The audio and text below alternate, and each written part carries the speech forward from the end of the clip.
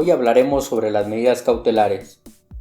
Las medidas cautelares son restricciones o limitaciones temporales de derechos impuestas por la autoridad judicial, es decir, el juez de control, a petición del Ministerio Público, la víctima u ofendido, a efecto de salvaguardar los fines del proceso.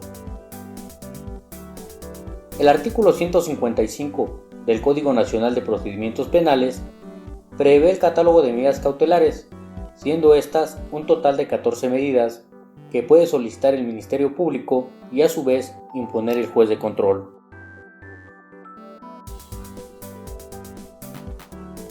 Ahora bien, el objetivo de las medidas cautelares son los siguientes: asegurar la presencia del imputado en el procedimiento, garantizar la seguridad de la víctima u ofendido, testigos y sociedad, así como evitar la obstaculización del procedimiento.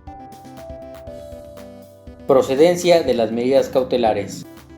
El juez de control podrá imponer una o varias medidas cautelares a petición del Ministerio Público, de la víctima u ofendido, cuando concurran las circunstancias siguientes.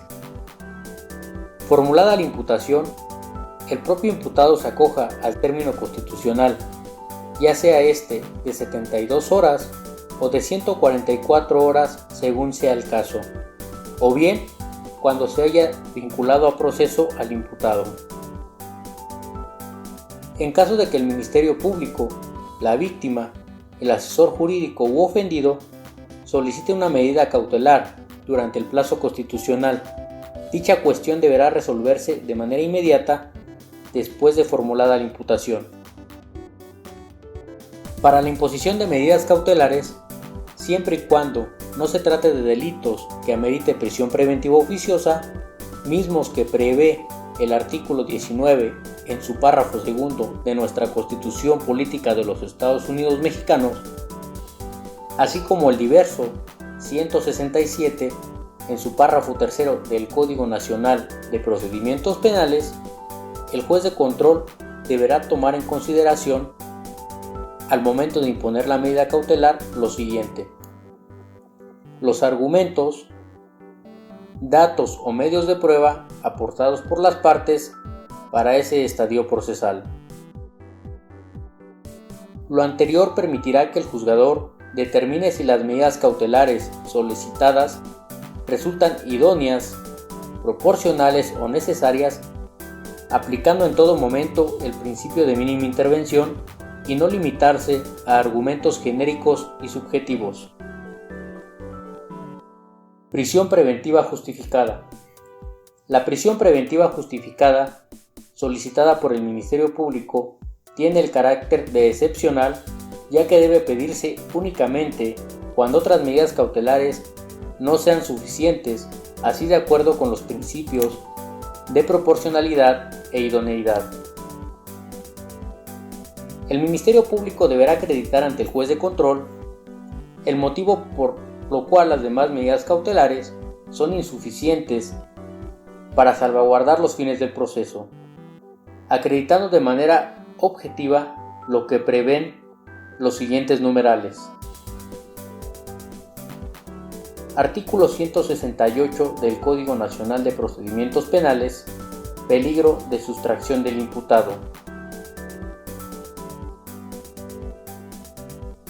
Artículo 169 del mismo ordenamiento: peligro de obstaculización del desarrollo de la investigación. Así como el artículo 170: riesgos para la víctima u ofendido, testigos o para la comunidad.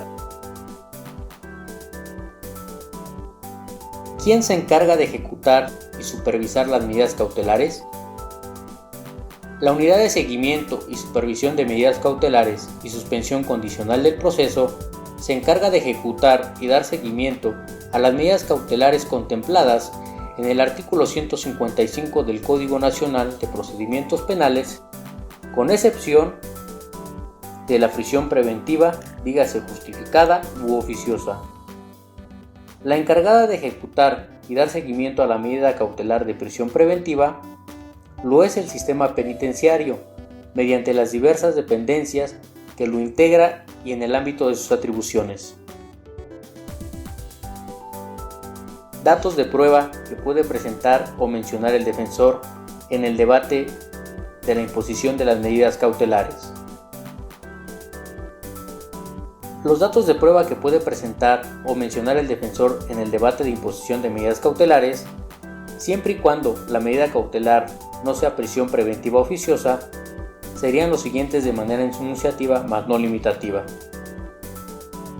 A efecto de acreditar el arraigo domiciliario, el defensor puede presentar el comprobante de domicilio, título de propiedad, pasaporte, credencial de elector, así como el informe de evaluación de riesgos, entre otros.